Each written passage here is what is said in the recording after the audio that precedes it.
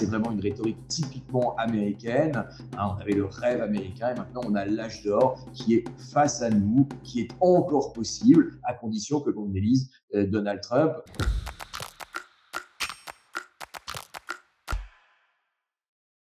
My fellow citizens, America's comeback starts right now. Are you getting ready? In order to make America great and glorious again, I am tonight announcing my candidacy for President of the United States.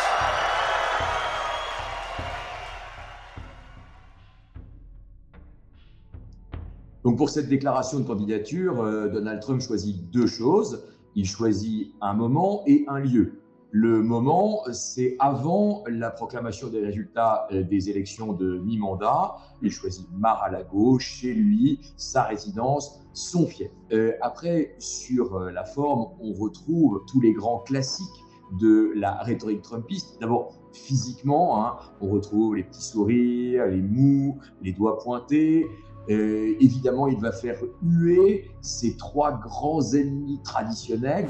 But as I have said before, the gravest threats to our civilization are not from abroad, but from within. None is greater than the weaponization of the justice system, the FBI and the DOJ. We must conduct a top-to-bottom overhaul to clean out the festering rot and corruption of Washington, D.C.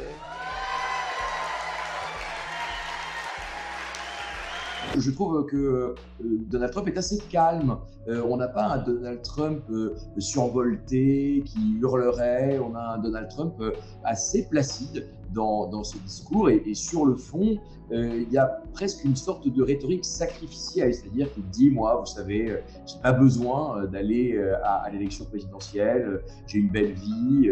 Vous n'avez pas besoin de ça non plus. Et il dit qu'il y va par amour. Donc, il y a quelque chose de sentimental dans le champ lexical de cette déclaration de candidature où Donald Trump parle de lui.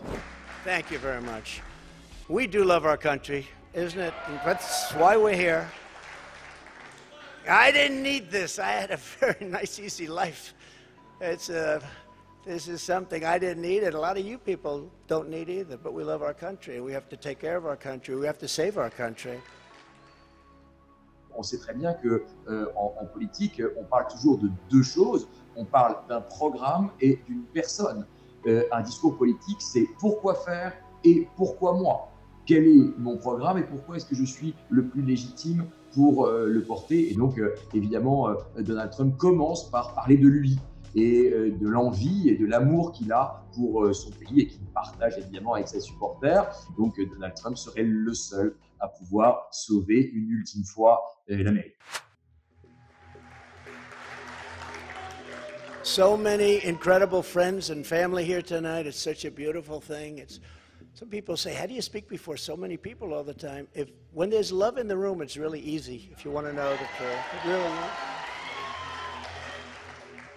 But just as I promised in 2016, I am your voice. I am your voice. I will ensure that Joe Biden does not receive 4 more years. In 2020, our country could not take that. But we're going to be asking everyone who sells drugs, gets caught selling drugs, to receive the death penalty for their heinous acts, because it's the only way. We will not let men, as an example, participate in women's sports. Is that okay? No men. No men. Là encore, les grands classiques républicains, donc la peine de mort pour les trafiquants de drogue, la lutte contre la théorie du genre, avec vraiment des propos très caricaturaux sur les hommes sont des hommes, ce qui flatte totalement son électorat. Et il ne manque pas à cette occasion de son discours de susciter des applaudissements. C'est ce qu'on appelle en rhétorique un clap-trap, quand on cite un thème dont on sait qu'il va faire surgir des applaudissements dans le public. America's golden age is just ahead, and together we will make America powerful again.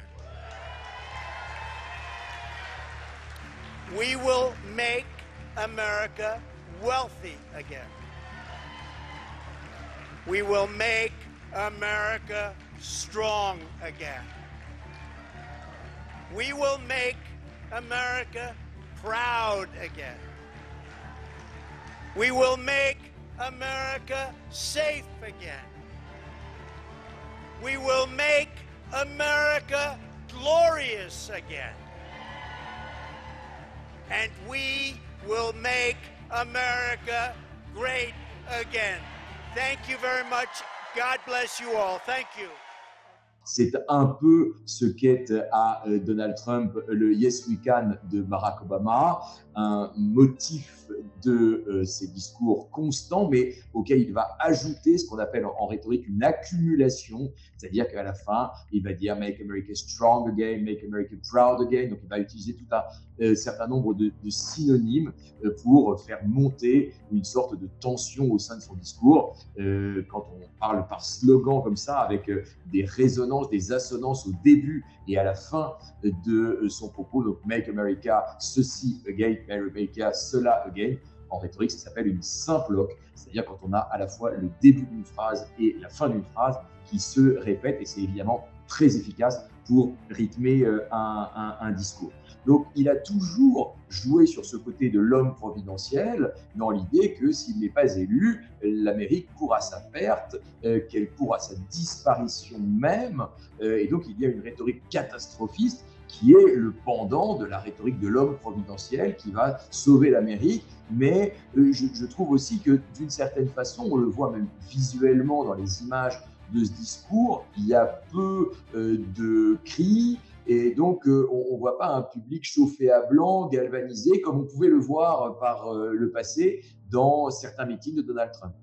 Et donc, au total, un Trump un peu assagi.